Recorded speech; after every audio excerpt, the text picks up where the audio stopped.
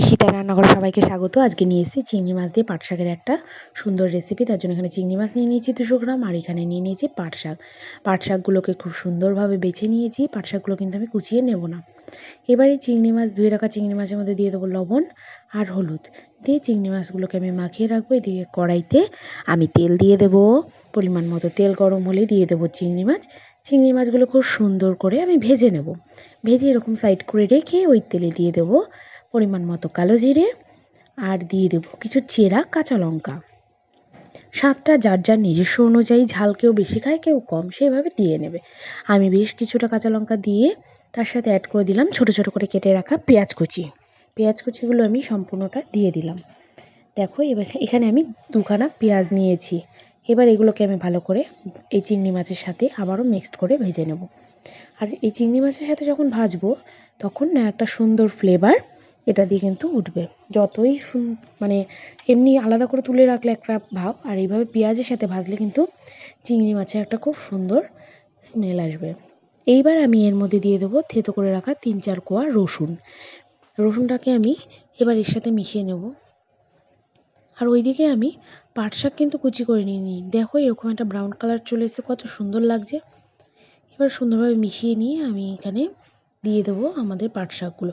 পাট শাকগুলো কুচি করে নেব না, এইভাবে দিলেই ঝোলটা খেতে বা তরকারিটা খেতে খুব টেস্ট হবে। চলো এইভাবে দিয়ে আমি একটু দিয়ে দেবো এখানে 1.5 চামচ লবণ। 1.5 চামচ, বড় চামচের 1.5 চামচ লবণ আমি এখানে অ্যাড করেছি। তোমরা শাক বুঝে তবে লবণ ইউজ করবে।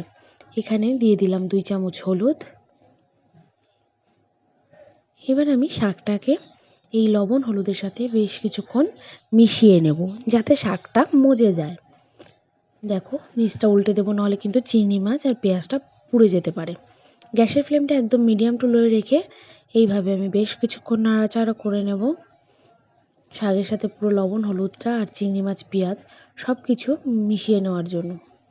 এইবার দেখো আমি এইভাবে নাড়াচাড়া করে দিয়ে বেশ কিছুক্ষণের জন্য কিন্তু ঢাকা দিয়ে দেবো। টাইমটাও আমি বলে দিচ্ছি, 5 থেকে 7 মিনিটের জন্য কিন্তু আমি এই শাকটাকে ঢাকা দিয়ে রেখে দেব। ঢাকা দিয়ে রাখবো। ঢাকা সরিয়ে তোমাদের দেখাবো কীরকম হয়েছে। এই দেখো এরকম একটা সুন্দরভাবে মজে চিংড়ি মাছের সাথে কিন্তু শাকটা মিশে গেছে। দেখো আমি ভালো করে এটাকে তুলে পরিষ্কার করে নিয়ে আর কি নাড়াচাড়া করে নিচ্ছি। দেখো এরকমভাবে তোমরাও এভাবেই নাড়াচাড়া করে নেবে। এইবার আমি এখানে অ্যাড করে দেব, যে যেরকম পরিমাণ ঝোল রাখতে চাও বা খেতে চাও সেই পরিমাণে জল কিন্তু ইউজ করবে। আমি এখানে বেশ কিছুটা পরিমাণ জল ইউজ করে নিলাম। এবার এই জলটা ফুটে আসা পর্যন্ত অপেক্ষা করব। ভালো লাগলে অবশ্যই লাইক কমেন্ট শেয়ার করবে, আর please subscribe to my channel. Thank you.